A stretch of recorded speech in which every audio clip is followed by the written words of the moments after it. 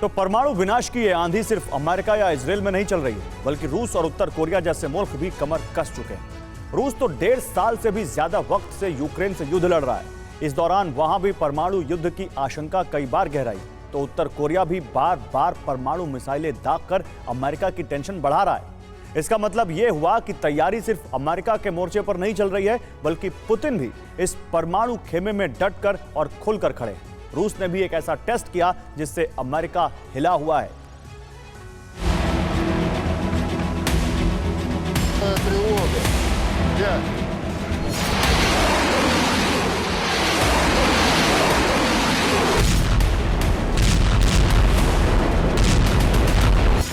Vladimir Putin ने दिखाई महाविनाशक ताकत।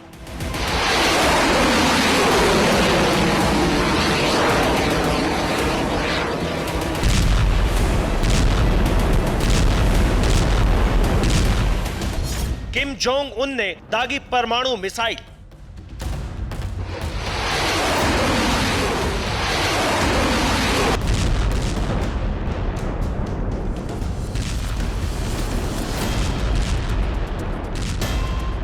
अमेरिका के थोर विरोधी इन दो चेहरों ने फिर दुनिया को टेंशन दे दी।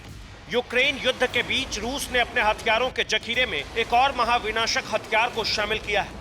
रूस की नई परमाणु पनडुब्बी ने अमेरिकी किलर बुलावा मिसाइल को दाग का टेस्ट को पूरा कर लिया है। इस मिसाइल को जेनेरलिस्मो सुवोरोव परमाणु पनडुब्बी से लॉन्च किया गया। इस घातक टेस्ट के जरिए रूसी सेना ने अमेरिका समेत पश्चिमी देशों के सामने अपनी शक्ति का प्रदर्शन किया। जेनेरलिस्मो सुवोरोव पनडुब्बी ने व्हाइट सी में रहने के दौरान इस मिसाइल को दागकर अपनी ताकत का लोहा मनवाया।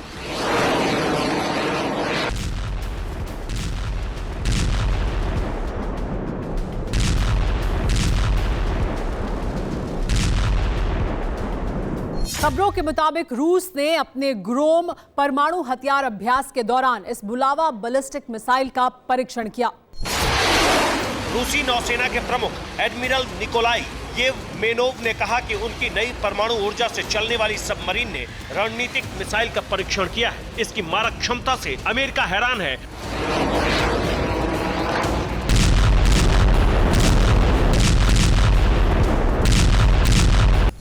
रूस का दावा है कि यह मिसाइल 8000 किलोमीटर तक तबाही मचा सकती है। 40 फीट लंबी यह मिसाइल अपने साथ 6 परमाणु बम ले जा सकती है। इसकी रेंज में पूरा यूरोप और अमेरिका आता है। इस तरह से रूस ने अमेरिका तक मार करने वाली मिसाइल का परीक्षण करके पश्चिमी देशों को कड़ा संदेश दिया है। यह मिसाइल रूस का सबसे खर्चीला हथियार कार्यक्रम बताया गया है।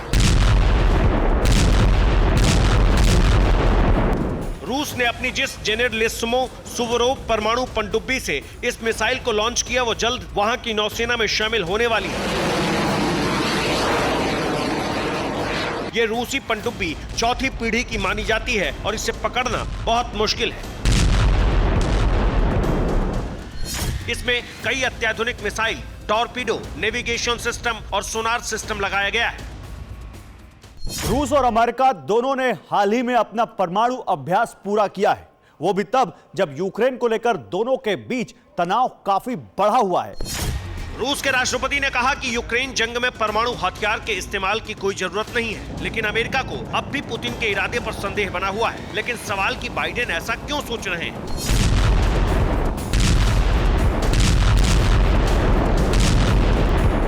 आपको याद होगा कुछ हफ्तों पहले किम जोंग उन ने रूस का दौरा किया था। तब ऐसी खबरें थी कि पुतिन के साथ उनकी हथियारों की डील हुई है।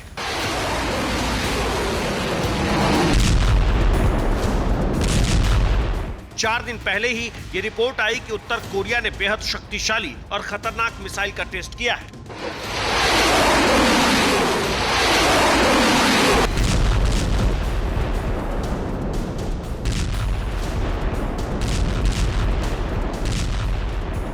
उत्तर कोरिया ने एक बार फिर बुधवार को हाशोंग 18 मिसाइल का परीक्षण किया। ऐसा तब किया जब अमेरिका के साथ उसकी तनातनी है और इजराइल हमास युद्ध में उसके रॉकेटों के इस्तेमाल के आरोप लग रहे हैं। किम ने भी अपनी सेना को युद्ध के लिए अलर्ट पर रहने को कहा है।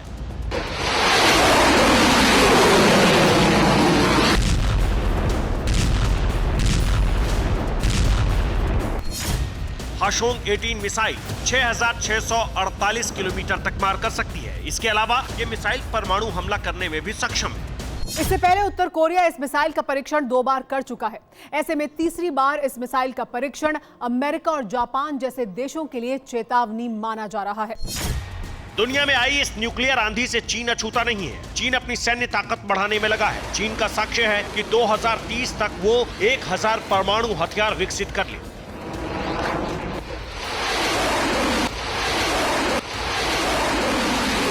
पेंटागन की एक रिपोर्ट से इसका खुलासा हुआ। आपको बता दें, चीन अब भी परमाणु हथियारों की संख्या में रूस और अमेरिका से काफी पीछे है। इस वक्त रूस के पास सबसे ज्यादा 5,977 परमाणु बम है। दूसरा नंबर अमेरिका का है जिसके पास 5,428 एटम बम है। इस लिस्ट में तीसरा नंबर चीन का है जिसके पास परमाणु बम की संख्या 350 है। वहीं नॉर्थ कोरिया के पास ऐसे 20 बम है।